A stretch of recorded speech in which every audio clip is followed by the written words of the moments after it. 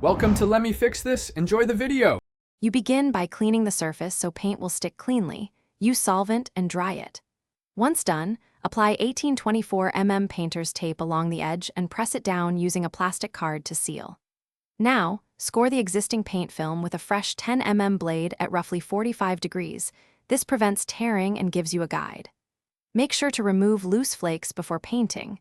The sharper the initial cut, the less bleed you'll fight later. So act deliberately and steady. You now apply paint in thin, controlled coats so it won't build under the tape. Think of the first coat as a primer that seals the edge.